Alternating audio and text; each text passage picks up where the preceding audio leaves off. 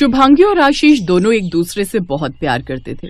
दोनों के रिलेशनशिप को 3 महीने हुए थे, पर इन 3 महीनों में दोनों एक दूसरे को बहुत चाहने लगे और दोनों ने डिसाइड किया कि जल्दी ही वो शादी कर लेंगे। आशीष ने अपने घर में बात कर ली थी और फिर एक दिन आशीष अपनी फैमिली के साथ शुभांगी के घर आया। आशीष की फैमिली को देखकर शुभांगी के मम्मी पापा थोड़े परेशान हो गए। शुभांगी की सहेली जिसकी शादी इसी साल हुई थी, वो भी इस मौके पर शुभांगी के घर आई हुई थी। मुझे नहीं लगता कि शुभांगी आशीष की फैमिली में समझौता रख पाएगी, क्योंकि जिस तरह से आशीष की बहनें हैं वो देखकर तो बिल्कुल नहीं लगता कि शुभांगी वहां खुश रहेगी। वैसे शुभांगी, तुझे पता था कि आशीष की 6 बहनें हैं? 3 शादीशुदा हैं पर 3 तो कुंवारी हैं और आशीष 6 बहनों का इकलौता भाई है। ज्यादा बात ही नहीं हो पाती थी। हाँ, पिछले दिनों आशीष ने मुझे बताया था कि उसके घर में उसकी मम्मी और बहनें हैं। वो सबसे छोटा है, अपनी बहनों का लाडला है। अब क्या करूं, मैंने ये सोचकर प्यार थोड़ी किया था कि उसकी बहनें भाई हैं या नहीं। मुझे तो आशीष के नेचर से प्यार हुआ था, उसकी सादगी से प्यार हुआ था। ये सब बातें तो बाद में सामने आती हैं ना। वो बात तो ठीक है, पर तू मुझे देख, मेरी 2 नंदे हैं और दोनों इतनी तेज हैं, हर समय आई रहती हैं। मेरी सासू माँ के कितने कान भरती हैं। तू तो जानती है मेरी अक्सर लड़ाई होती रहती है अपनी नंदों से। पर क्या करूं, मेरी तो शादी हो गई है, मुझे तो निभाना ही है। पर तेरे पास अभी भी समय है, तू तो ये शादी रोक सकती है। शादी के बाद पछताने से अच्छा है कि पहले ही संभल जाओ, पहले ही दूर हो जाओ। पता नहीं, मुझे भी घबराहट हो रही है। शादी होकर जाएगी, नंदों से भरा हुआ ससुराल होगा, सारा दिन रसोई में चूल्हा चौका ही करती रह जाएगी तू। रसोई में अभी शुभांगी की सहेली और बहन बातें कर ही रहे थे कि तभी माँ आ जाती है। शुभांगी बेटा, आशीष के मम्मी पापा और बहनें तुमसे मिलना चाहते हैं। एक काम करो, तुम चाय ले चलो। क्या हुआ, तेरा चेहरा क्यों उतरा हुआ है? माँ, आशीष की बहनें तो देखो, 1-2 नहीं, पूरी 6 बहनें हैं। मैं तो कहती हूँ कोई बहाना कर दो, शुभांगी परेशान हो जाएगी शादी के बाद। अभी इन सब बातों के बारे में बाद में बात करेंगे, अभी पहले शुभांगी को मेहमानों से मिलने तो दो। शुभांगी बेटा, तुम्हारा जो दिल कहता है तुम वही करना, ठीक है? चलो, तुम चाय लेकर चलो, मैं दीपा और अंजलि के हाथ नाश्ते की ट्रे भिजवाती हूँ। शुभांगी के मन में शादी को लेकर कई सवाल उठने लगे थे। जो खुशी उसके चेहरे पर सुबह थी वो अब दिखाई नहीं दे रही थी। आशीष के परिवार वाले शादी के लिए हाँ करके चले गए। उन्हें शुभांगी बहुत पसंद आई थी। पर रात के समय जब आशीष शुभांगी को मोबाइल फोन पर कॉल करता है तो शुभांगी उसका फोन नहीं उठाती। आशीष शुभांगी को मैसेज कर रहा था, पर शुभांगी किसी भी मैसेज का जवाब नहीं दे रही थी। मैं क्या करूं, मुझे कुछ समझ नहीं आ रहा। आशीष मुझे लगातार फोन कर रहा है, मैसेज कर रहा है, पर मैं उसे क्या कहूं, कैसे कहूं, ये समझ नहीं आ रहा। पर मुझे बात तो करनी ही होगी। शुभांगी आशीष को फोन मिलाती है और उसे अपने दिल की बात कहती है। हेलो, क्या हुआ शुभांगी? मैं कितनी देर से तुम्हें फोन मिला रहा हूं और तुम मेरा फोन भी नहीं उठा रही हो और ना ही किसी मैसेज का जवाब दे रही हो। सब ठीक तो है ना? हमारे आने के बाद कोई बात तो नहीं हुई ना? मैं ठीक हूँ आशीष, यहाँ पर भी ऐसी कोई बात नहीं हुई है। बस मुझे तुमसे कुछ बात करनी है। क्या तुम मुझे कल मॉर्निंग में रेस्टोरेंट पर मिल सकते हो? ठीक है, हम कल मिलते हैं। आशीष और शुभांगी अगले दिन एक रेस्टोरेंट में मिलते हैं। आशीष, मैं तुम्हें बहुत प्यार करती हूँ और मैं शादी तुमसे ही करना चाहती हूँ, पर मुझे शादी के बाद अलग रहना है। मेरा मतलब है, मैं इतने बड़े परिवार में नहीं रह सकती। तुम्हारी इतनी सारी बहनों के बीच मुझसे नहीं रहा जाएगा। मेरे मन में बहुत घबराहट है और अगर तुम अलग नहीं रह सकते तो तुम मुझे भूल जाओ। मैं तुमसे शादी नहीं कर पाऊंगी। तुम ये कैसी बातें कर रही हो शुभांगी? मेरी सभी बहनें मुझे जान से भी प्यारी हैं। मैं तुमसे शादी करने के लिए अपनी बहनों को नहीं छोड़ सकता, मैं अपने परिवार को नहीं छोड़ सकता। कोई बात नहीं, अगर तुम्हें मुझसे शादी नहीं करनी तो मैं तुम्हारे बिना रह लूंगा। सॉरी, मैं तुम्हारी इस बात को नहीं मान सकता। बाय। आशीष और शुभांगी के बीच दूरियां पैदा हो गई। जब सच्चाई आशीष की बहनों को पता चली तब उन्होंने एक ही डिसीजन लिया। देख आशीष, तू हम बहनों का लाडला भाई है, तेरे लिए हम अपनी जान भी दे सकते हैं। अगर शुभांगी चाहती है कि तू शादी के बाद अलग रहे तो उसकी बात मान ले। देख, हम तीनों की शादी हो गई है, इन तीनों की भी कुछ टाइम में हो जाएगी, पर माँ को, इस घर को और तुझे शुभांगी की बहुत जरूरत है। हम जानते हैं तू शुभांगी से बहुत प्यार करता है और तेरी खुशी में ही हमारी खुशी है। भाई, हमारा कहना मान, तू शुभांगी से शादी कर ले प्लीज। ज्योति ठीक कह रही है आशीष बेटा, हमें भी कोई ऐतराज नहीं है और फिर अलग रहने में क्या ही बुराई है। तू कभी कभी मिलने आ जाए करना, अब ये तीनों भी तो मिलने आती है ना, और फिर अंकिता, निशा और पूजा भी तो है मेरे साथ। तू टेंशन क्यों लेता है? शुभांगी को फोन कर और उससे बात कर। आशीष ने अपनी माँ और बहनों के कहने पर शुभांगी से बात की और फिर सबकी रजामंदी से आशीष और शुभांगी की शादी हो जाती है। आशीष अपने लिए घर ढूंढ रहा था। अगले कुछ दिनों में जैसे ही घर मिलता, आशीष और शुभांगी अलग रहने जाने वाले थे। पर नई नई शादी के उन कुछ दिनों में शुभांगी ने महसूस किया कि नंदों को लेकर जो डर उसके मन में बिठाया गया था वैसा तो कुछ भी नहीं था। शुभांगी, वो मैं और बाकी सबने मिलकर तुम्हारे और आशीष के लिए हनीमून पैकेज बुक किया है। हम सबका मन है कि तुम और आशीष आउट ऑफ इंडिया घूमने जाओ, और जगह भी तुम्हारी पसंद की है। हमें आशीष ने पहले ही बता दिया था कि तुम्हें यूरोप जाना है, हमने इसीलिए यूरोप की टिकट बुक की है। पर ये तो 2 महीने का ट्रिप है दीदी। भाभी, हम सब ने यही सोचा है कि आप 2 महीने बिल्कुल एंजॉय करो, और यहाँ की बिल्कुल भी चिंता मत करना भैया, हम माँ की पूरी देखभाल करेंगे। आप दोनों अपना हनीमून बढ़िया से एंजॉय करो। और हाँ भाभी, हम सब आपके लिए कुछ गिफ्ट्स भी लाए थे, वो भी आप देख लेना, और आपकी पसंद का क्या क्या है वो भी बता देना। फिर तो आप दूसरे घर में रहने चले जाओगे, तो पता नहीं हम आपके लिए इतना कुछ कर पाए। हमारी एक ही भाभी है, और हम सभी नंदे चाहती हैं कि हमारी भाभी के चेहरे पर हमेशा मुस्कान रहे, और हमारी भाभी का चेहरा हमेशा खिलखिलाता रहे।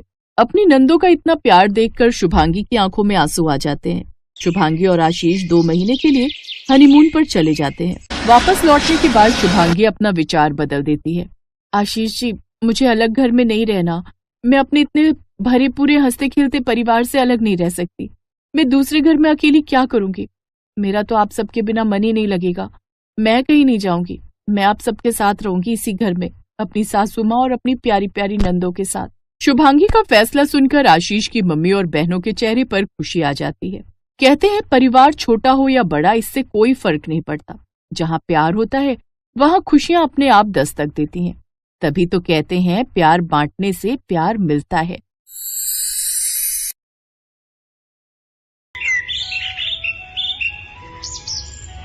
दो दिन बाद सोनिया की शादी थी, पर वो अपनी शादी को लेकर बहुत घबराई हुई थी।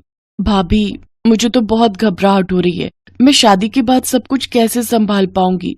आपने तो यहाँ आकर सब कुछ मैनेज कर लिया। सोनिया, ऐसी कोई बात नहीं है। तुम भी अपने ससुराल में बहुत अच्छे से सब कुछ संभाल लोगी, मैं ये बात अच्छे से जानती हूँ। और फिर मैंने तो इसीलिए अच्छे से मैनेज कर लिया क्योंकि यहाँ पर तुम सब बहुत अच्छे हो, मुझे अच्छे से समझते हो। सबने मुझे बहुत सपोर्ट किया, और जहाँ तक मैं जानती हूँ तुम्हारे ससुराल में सब अच्छे ही होंगे। और आलोक जी का नेचर तो बहुत अच्छा है, तुम भी सबके दिलों में अपने लिए जगह जरूर बना लोगी। थैंक यू भाभी, थैंक यू सो मच।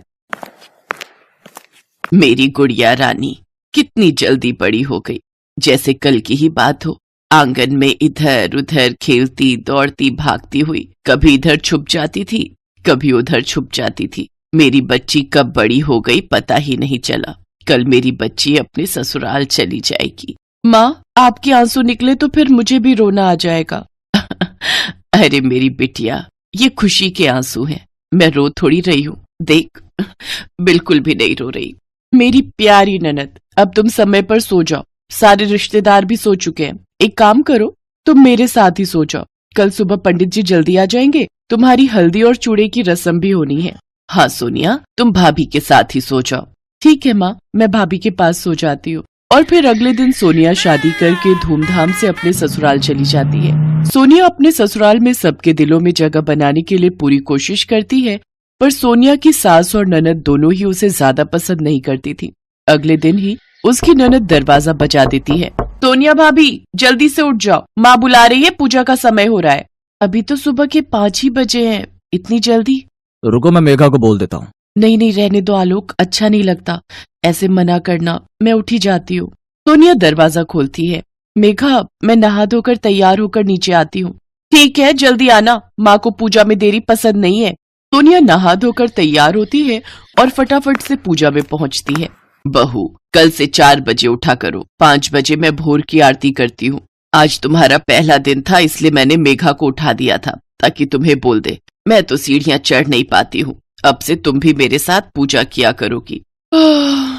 माँ, मैं सोने जाऊं? अब तो भाभी उठकर आ गई है। हाँ हाँ, तू जा सोने, मैंने तुझे नींद से उठा दिया। मेरी बच्ची, तुझे कॉलेज भी जाना होता है, जा तू जाकर आराम से सो, फिर मैं तुझे 8 बजे उठा दूंगी। सोनिया अपनी सास के साथ पूजा करती है। नाश्ते में उसकी सास उसे समोसे बनाने के लिए कहती है। सोनिया बहुत अच्छा खाना बनाती थी, उसने अपनी माँ और भाभी से बहुत सारी डिशेस बनानी सीखी हुई थी। बहू, समोसे में मिर्ची बड़ी तेज कर दी और थोड़े तले भी सही नहीं है, थोड़े कच्चे रह गए। थोड़ा धीमी आंच पर तलती तो और कुरकुरे बनते। खैर, अभी तो धीरे धीरे तुम इस घर के रहन सहन और खान पान को समझ ही जाओगी। मम्मी, मैं लेट हो रही हूँ, मैं कॉलेज जाती हूँ। ठीक है बेटा, टाइम से घर आ जाना। मम्मी, आप भूल गए हो, आज मेरी फ्रेंड का बर्थडे है, मुझे आने में लेट हो जाएगा। अच्छा, मैं तो भूल ही गई। ठीक है, तो फिर फोन कर देना। मेघा कॉलेज चली जाती है। सोनिया रसोई में बर्तन रखकर कमरे में आ जाती है। सोनिया, मैं जानता हूँ समोसे बिल्कुल ठीक बने थे, तुम्हें किसी को भी कुछ प्रूफ करने की जरूरत नहीं है।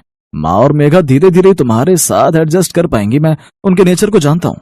कोई बात नहीं आलोक, मैं भी तो फिर धीरे धीरे ही सबके नेचर को पहचानूंगी ना। पर मैं पूरी कोशिश करूंगी कि मैं धीरे धीरे सबको समझने लगूं और सब मुझे समझने लगे। पर सोनिया जितनी भी कोशिश कर रही थी, उस कोशिश का उसकी सास और ननद पर कोई असर नहीं हुआ। सोनिया की शादी को 1 महीना हो गया था। वो जब भी आलोक को घूमने के लिए कहती तो उसकी सास कोई न कोई बहाना करके उनके हनीमून को टाल रही थी। सोनिया ने इस बात को भी दिल से नहीं लगाया। वो फिर भी सबकी इज्जत करती, सबकी देखभाल करती, सबका पूरा ख्याल रखती। जो भी गुण अच्छी बहू में होने चाहिए वो सब सोनिया में पूरी तरह से थे। वो अपने आप को एक अच्छी बहू साबित करने की कोशिश में लगी हुई थी। पर एक दिन तो हद ही हो गई। सोनिया पड़ोस में रहने वाले एक लड़के से बातें कर रही थी। बातों ही बातों में सोनिया थोड़ी हंस पड़ी। कॉलेज से आते हुए उसकी ननद मेघा ने उसे एक लड़के से बात करते हुए देख लिया और जाकर सीधा ये बात अपनी माँ को बता दी।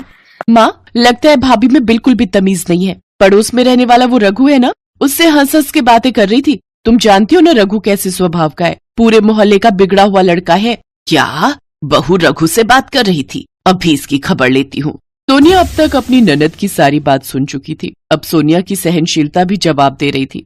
क्या बात है बहू? ये हमारे घर की बहू के अच्छे संस्कार वाली बात नहीं है। तुम किसी गैर मर्द के साथ हंस हंस के बातें कर रही हो। पता है मोहल्ले में कितनी बदनामी हो जाएगी। कुछ तो समझा करो, तुम इस घर की नई नवेली बहू हो। बस माँ जी, बहुत हुआ। आप दोनों मेरा बहुत अपमान कर चुके हो। अरे वो पड़ोस में रहने वाला रघु, मैंने उससे बात क्या कर ली, आप तो मेरे ऊपर लांछन लगा रहे हो। आपको पता भी है रघु कौन है? वो बचपन में मेरे स्कूल में पढ़ता था। वो मेरी सहेली का बॉयफ्रेंड है, मेरी बेस्ट फ्रेंड श्वेता का। वो तो हम बचपन की किसी बात पर हंस पड़े थे। खैर, मैं आप दोनों को सफाई क्यों दे रही हूँ? मुझे यहाँ रहना ही नहीं है। मैं अपनी मम्मी के घर जा रही हूँ। आलोक आए तो आप उसे बता देना। सोनिया गुस्से में अपना पर्स उठाती है और अपनी मम्मी के घर आ जाती है। उसकी सास और ननद घबरा गए थे, क्योंकि आलोक के आने के बाद वो क्या ही जवाब देते कि उन्होंने ऐसी क्या गलती की जिसकी वजह से सोनिया घर छोड़कर चली गई। उधर सोनिया भी रोते हुए अपनी माँ और भाभी को सारी बात बताती है। भाभी, मैंने उस घर में आपकी तरह जगह बनाने की बहुत कोशिश की, पर नहीं। माँ जी और मेघा, उन दोनों ने मेरा अपमान किया, मेरे चरित्र पर उंगली उठाई। क्या आपको लगता है कि मुझे उस घर में रहना चाहिए, वापस जाना चाहिए? सोनिया, रो मत मेरी प्यारी ननद। मैं आलोक जी से बात करूंगी। तुम्हारे भैया और मैं दोनों मिलकर उनसे बात करने जाएंगे। बहू बिल्कुल ठीक कह रही है। अरे हमने अपनी बेटी दी है तो ये थोड़ी है कि हमारा कोई सम्मान नहीं है। हमने अपनी बेटी को अच्छे संस्कार दिए हैं और वो मेरी बेटी पर इस तरह के लांछन लगा रही है। सोनिया, तुम्हें वहां जाने की कोई जरूरत नहीं है। अब पहले बात होगी तभी तुम वहां जाओगी। उधर आलोक भी अपनी माँ और बहन पर बहुत गुस्सा होता है। तुम्हें पता भी है मेघा, मैं जानता हूँ रघु को वो सोनिया के बचपन का दोस्त है। और खैर कुछ भी हो, वो मेरी पत्नी है। उस पर मैं अपने आप से भी ज्यादा विश्वास करता हूँ। मैं सोनिया को पिछले 3 साल से जानता हूँ। उसके जैसी बहू शायद ही आपको मिलती। अब आप दोनों को उससे माफी मांगनी होगी। सोनिया मेरी पत्नी है, उसका सम्मान करो माँ। वो इस घर की बहू है। मेघा, वो तुम्हारी भाभी है। तुम उसे इज्जत नहीं दोगी तो और कौन देगा? अगर तुम्हारे साथ शादी के बाद ऐसा ससुराल में सुलूक हो तो क्या तुम अपने ससुराल में एक दिन भी रह पाओगी? नहीं ना। तो सोचो सोनिया के दिल पर क्या बीतती होगी। वो बेचारी तो चुपचाप तुम सबसे थोड़ा प्यार पाने के लिए तरस रही है, पर तुम दोनों उससे बिल्कुल भी ठीक से बात नहीं करती हो। तू ठीक कह रहा है बेटा, हमसे बहुत बड़ी गलती हो गई। सॉरी भैया। माँ, हम दोनों को भाभी से माफी मांगनी चाहिए। चलो हम भाभी को लेकर आते हैं, हम उनसे माफी मांगेंगे। सोनिया की सास और ननद उसे लेने के लिए आती है और उससे माफी मांगती है। सबके कहने पर सोनिया उन्हें माफ कर देती है और खुशी खुशी इज्जत के साथ अपने ससुराल के लिए विदा होती है।